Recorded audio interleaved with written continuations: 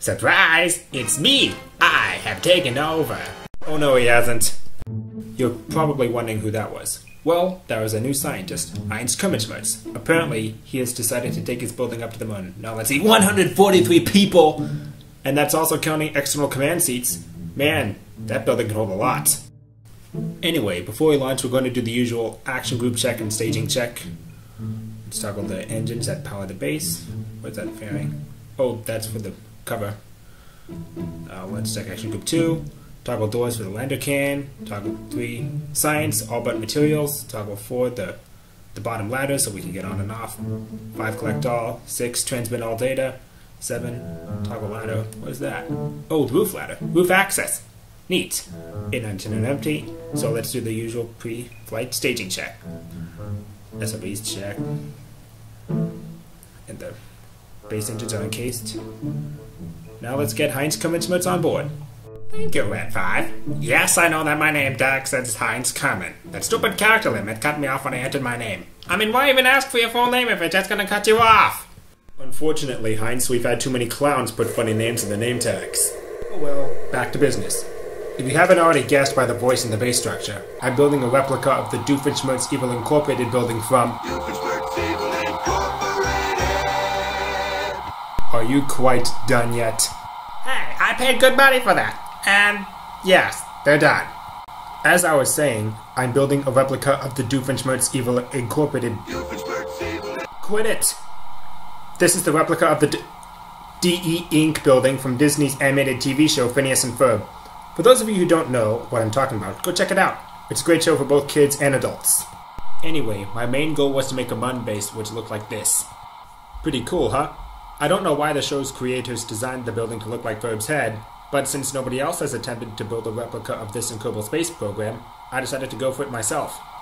If you know of other attempts, or if you want to make one yourself, please leave a link to said project in the comment section, and I'll take a look at it. Since this is Kerbal Space Program we're talking about here, it's not enough for me to just make the building and use vessel mover to put it somewhere. I need to get this thing into space and land it on another celestial body, like the MUN. But Red 5, why not put it on Minmus, you might ask? The MUN is larger than Minmus, so I need more thrust and delta V to land safely on it. If you can do that, then landing in the middle of Minmus flatlands is a cakewalk. After almost an hour of assembling the base itself, which comes with an outdoor porch, I had to design a rocket powerful enough to get me to low Kerbin orbit with at least enough delta V in the base's tanks to land on the MUN. Call me inefficient for using dart engines for the base, but it's so that it can have enough total thrust for the MUN and leave enough room underneath it for the landing legs to provide a stable platform after touchdown. Turns out the rocket was more expensive than the base. In the end, though, it was worth the money. Hey Heinz, want some music? Talk you long enough. Hey DJ, play something, will ya? Now playing Flight Hymn by Bugden.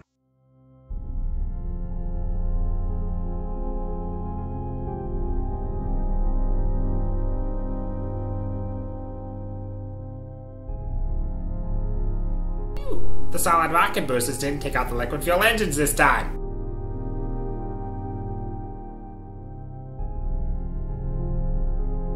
Apoapsis reached.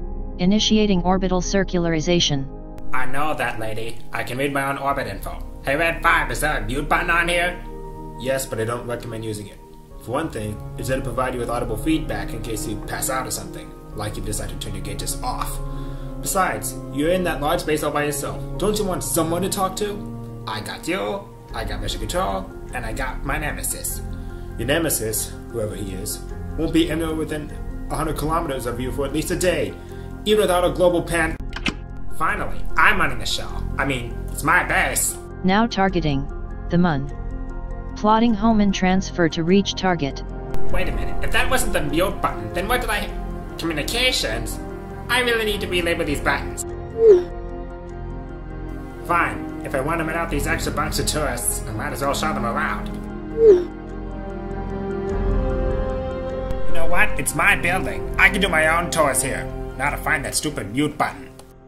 And that's the music. Okay, let me try that again. That's better. Okay, I just want to mute that stupid autopilot so I can do the show around without any interruptions. Ah, here we go. MJ autopilot disabled. What? No, I don't want it turned off. Turn it back on, turn it back on. MJ autopilot enabled.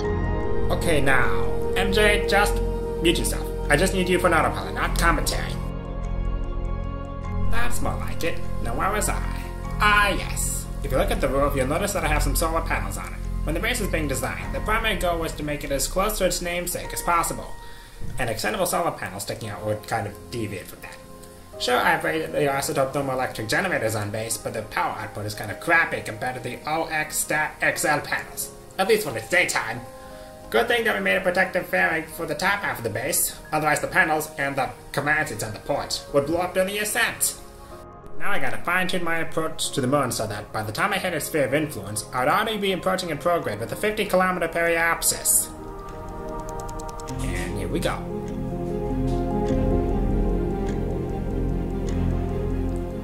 Next step, circularize my orbit at periapsis. After that I gotta find a landing spot and obviously land this thing. Okay, and here we go.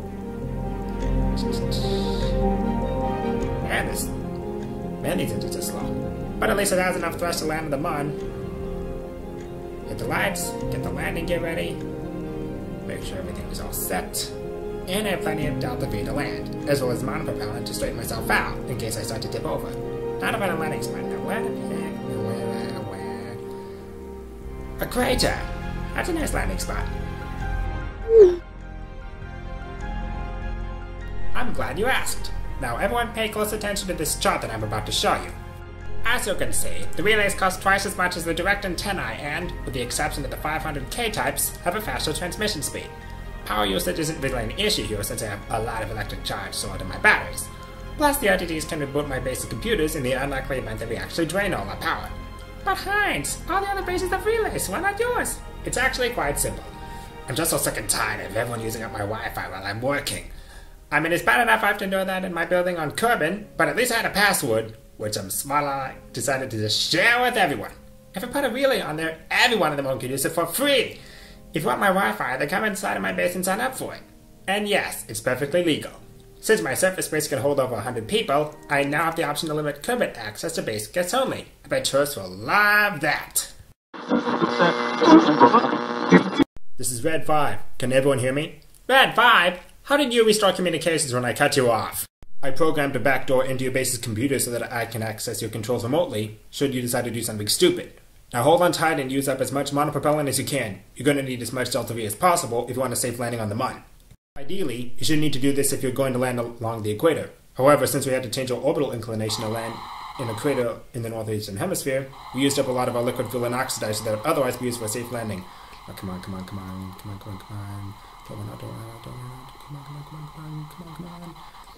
on, yes!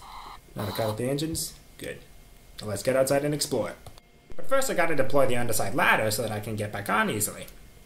Oh, which one's the button? Come on. This is exactly why I was in charge of the project, and not you. It's no wonder your harebrained plans always fail. Oh, shut up and let me explore. This is nice. Let me test the underside ladders and get some science. Let me climb up. And I'm in. Now let's collect all data and transmit it. It works. Let's get back up to the can. Now let's try something else. The roof panels work. Now let's try going to one of the porch. Oh, no. Let me fly up back to the porch and get a nice view. This is nice. I wonder if we'll have any romantic dates on this porch. I'll even get good reviews. Okay, let's get back inside. Get back outside again. Let's get to this porch. What's going on? Why am I upside down? My fault. I accidentally turned the crew cabins upside down. Now who's stupid?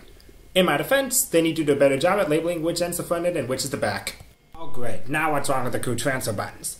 At least I can EVA out and get to the next module, but I don't want to put too much pressure on the airlocks. For once, you anticipate future problems. While Heinz Kermanshmirtz is messing about with this base, I just want to thank you all for watching this video. My craft file for this base is in the video description, and so is the spacecraft exchange form post describing it. If you like this demonstration video, please give it a like, comment, and or subscribe to my channel. Stay safe out there, especially with what's going on now, and I'll see you all next time.